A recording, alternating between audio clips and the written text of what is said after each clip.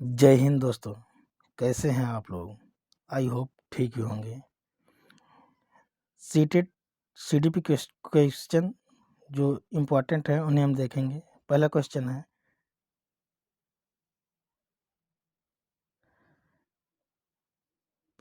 है हमारा, निम्नलिखित संरचनाओं में से शिक्षा का अधिकार अधिनियम 2009 किसकी वकालत करता है?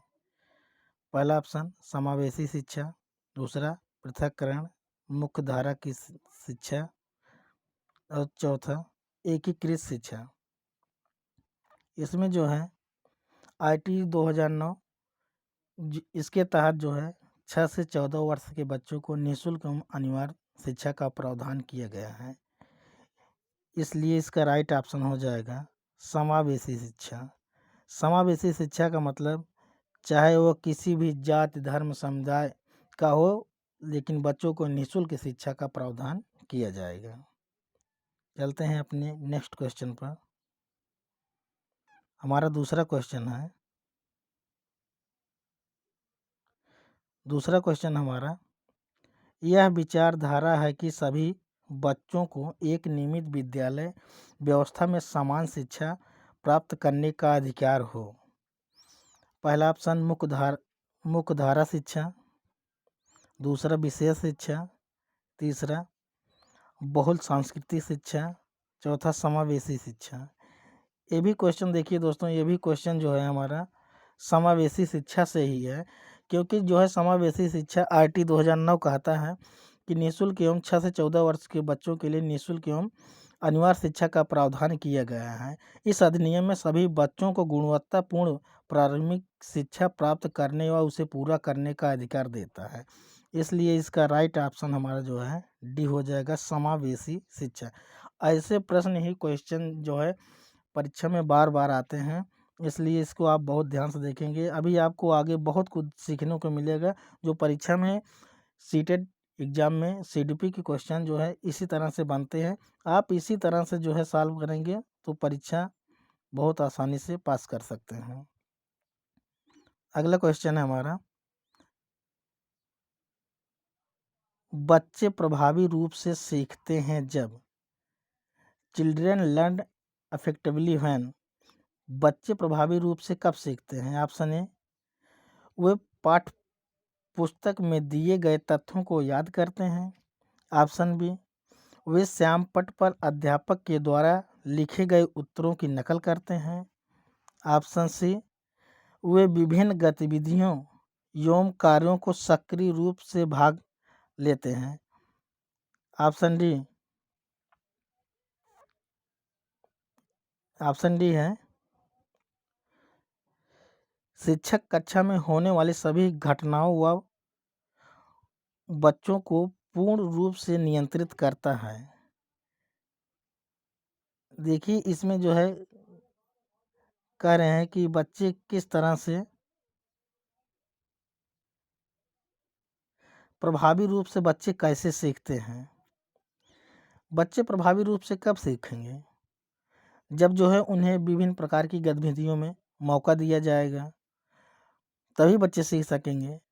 शिक्षण की क्रियाशीलता सिद्धांत के अनुसार बच्चे प्रभावी रूप से सीखते हैं जब वो विभिन्न प्रकार की गतिविधियों एवं कार्यों में सक्रिय रूप से भाग लेते हैं, तभी बच्चे सीख सकते हैं जब वो विभिन्न प्रकार की गतिविधियों में भाग लेंगे। फ्राबेल का कथन है कि बालक क्रिया के द्वारा ही कार्य को करके सीखता है, जिसे हम लर्निंग बाय डूइंग कहते हैं। बच्चा जो है कार्य को तभी प्रभावी रूप से सीख सकता है जब उसको करके सीखेगा। इसलिए इसका ऑप्शन सी हो जाएगा, वे विभिन्न गतिविधियों द्वारा कार्यों में सक्रिय रूप से भाग लेते हैं। चलते हैं अपने हम अगले क्वेश्चन पर। हमारा अगला क्वेश्चन है, एक शिक्षक को चाहिए कि ए टीचर शुड, एक टीचर को क्या चाहिए? पहला ऑप्शन, वह विशेष सांस्कृतिक समुदायों के बच्चों को। ऑप्शन बी, वह विद्यार्थियों के बीच सांस्कृतिक विभिन्नताओं तथा विविधता की अनदेखी करे। ऑप्शन सी, वह संप्रेषित करे कि वह कक्षा कक्ष में सभी संस्कृतियों का सम्मान करती है एवं महत्व देती है। ऑप्शन डी, वह विद्यार्थियों के बीच तुलना को अधिकतम करे। एक शिक्षक को क्या करना चाहिए? एक शिक्षक को क्या करना चाहिए ताकि बच्चा जो है प्रभावी तरीके से सीख सके?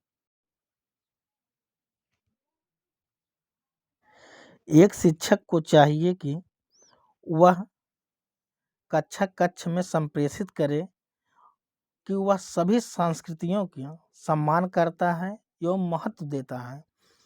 एनसीएफ 2005 में कहा गया है कि समावेशी शिक्षा की वकालत करता है तथा यह व्यक्त करता है कि बच्चों की व्यक्तिगत विभिन्नता, उनके सामाजिक सांस्कृतिक विविधता आदि को कक्षा में समान महत्व दे। बच्चे से जो है व्यक्ति विभिन्नता बिल्कुल ना करे, उन्हें किसी भी प्रकार से भेदभाव ना करे, तभी बच्चा जो है आसानी से सीख सकता है। इसलिए इसका ऑप्शन सी हो जाएगा। ऑप्शन सी, वह संप्रेषित करे कि वह कक्षा कक्ष में सभी संस्कृतियों का सम्मान करती एवं महत्व देता है।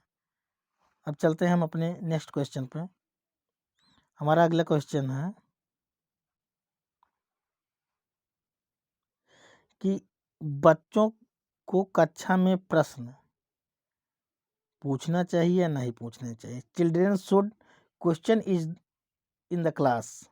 बच्चों को क्या करना चाहिए? बच्चों को कक्षा कक्ष में प्रश्न पूछने के लिए हतोत्साहित करना चाहिए, पूछने की अनुमति देनी चाहिए, पूछने से रोकना चाहिए, पूछने के लिए प्रेरित करना चाहिए। बच्चों को क्या करना चाहिए? आप जानते हैं कि कक्षा कक्ष में बच्चों को प्रश्न पूछने के लिए प्रेरित करना चाहिए, क्योंकि बच्चे में जो है जिज्ञासा एवं अनुभव महत्वपूर्ण होता है तथा उनकी कक्षा शिक्षण में सम्मान करना चाहिए। जब बच्चे कक्षा में अपनी जिज्ञासा को प्रकट करते हैं तो शिक्षक को तत्काल उसकी जिज्ञासा को शांत कर देना चाहिए ताकि वे प्रश्न पूछने के लिए प्रेरित हों। इसलिए इसका राइट ऑप्शन हमारा डी हो जाएगा। प्रश्न पूछने के लिए प्रेरित करना चाहिए ताकि बच्चा जो है प्रश्न पूछने के लिए जब आप उसका प्रेरित करेंगे तो जब भी प्रश्न पूछेगा आप उसकी जिज्ञासा को शांत कर देंगे तो बच्चा जो है बार बार प्रश्न पूछेगा। इसलिए इसका राइट ऑप्शन जो है डी हो जाएगा, क्योंकि ये पॉजिटिव वर्ड भी है, अगर वैसे देखेंगे तब भी सही हो जाएगा। नेक्स्ट क्वेश्चन है, बच्चे गलतियां चिल्ड्रंस अकर्स। बच्चे गलतियां करते हैं, उन्हें क्या करना चाहिए? ऑप्शन ए, बार बार अभ्यास करने के लिए कहकर तुरंत सुधार देनी चाहिए। बी है, अधिगम का एक भाग है तथा उन्हें विचारों में एक अंतर्दृष्टि देती है। शिक्षण अधिगम प्रक्रिया को महत्वहीन है। ऑप्शन डी है, प्रदर्शित करती है कि बच्चे कितने लापरवाह हैं। अब बताइए, इसके हिसाब से देखा जाए जो है तो बच्चे जो है लापरवाही नहीं सीखते हैं तो लापरवाह थोड़ी कहा जाएगा। बच्चे गलतियों के माध्यम से सीखते हैं। जब सीखते हैं तो उन्हें हम जो है तुरंत उनकी जिज्ञासा को शांत कर देना चाहिए, क्योंकि जो है गलतियां शिक्षण का एक भाग है। बच्चे सीखते समय गलतियां करते हैं, वे गलतियां एक खिड़की के समान होती है जो अधिगम में आने वाली कठिनाइयों की जानकारी शिक्षक को उपलब्ध करा देता है। शिक्षक इन कठिनाइयों को समझकर उनको दूर करने का प्रयास करता है। इसलिए जो है गलतियां बच्चों का स्वाभाविक है। इसका ऑप्शन नंबर बी हो जाएगा। अधिगम का एक भाग है तथा उन्हें विचारों में एक अंतर्दृष्टि होती है। ये प्रश्न जो है कई बार सीटेट की परीक्षा में आया है। ये 2020 में भी आया था ये क्वेश्चन। आप जो है इन्हीं क्वेश्चन को देखेंगे आगे, अभी और क्वेश्चन है बताएंगे, आप आसानी से जो है परीक्षा सीटेट को क्वालिफाई कर सकते हैं। देखते हैं हम अपना नेक्स्ट क्वेश्चन। अगला क्वेश्चन है, मूल्यांकन को क्या करना चाहिए? असेसमेंट क्या होता है? शिक्षण अधिगम प्रक्रिया का एक भाग होना चाहिए। मूल्यांकन क्या होना चाहिए? शिक्षण अधिगम प्रक्रिया का एक भाग होना चाहिए। केवल नंबरों के संदर्भ में करना चाहिए मूल्यांकन को। नंबर सी, वस्तुनिष्ठ प्रकार के लिखित कार्यों पर आधारित होना चाहिए। ऑप्शन डी, एक अलग गतिविधि के रूप में लेना चाहिए। मूल्यांकन को क्या निम्न में से क्या होना चाहिए मूल्यांकन के लिए? मूल्यांकन को शिक्षण अधिगम प्रक्रिया का एक भाग होना चाहिए। मूल्यांकन एक सतत प्रक्रिया है तथा यह शिक्षण अधिगम प्रक्रिया का एक अभिन्न अंग भी है। सतत का तात्पर्य निरंतर से होता है और आकलन का तात्पर्य जो है अधिगम प्रक्रिया को नियमित गतिविधि बनाना है। इसलिए इसका ऑप्शन जो है ऑप्शन ए हो जाएगा। शिक्षण अधिगम प्रक्रिया का एक भाग होना चाहिए। मूल्यांकन क्या होना चाहिए? मूल्यांकन शिक्षण अधिगम प्रक्रिया का एक भाग होना चाहिए। अब चलते हैं हम अपने अगले क्वेश्चन पर। बस दोस्तों, आज का हमारा इतना ही क्वेश्चन था। अच्छा लगे तो लाइक, शेयर एंड सब्सक्राइब करिए। इसी तरह से जो है हम क्वेश्चन कराएंगे आपको। धन्यवाद।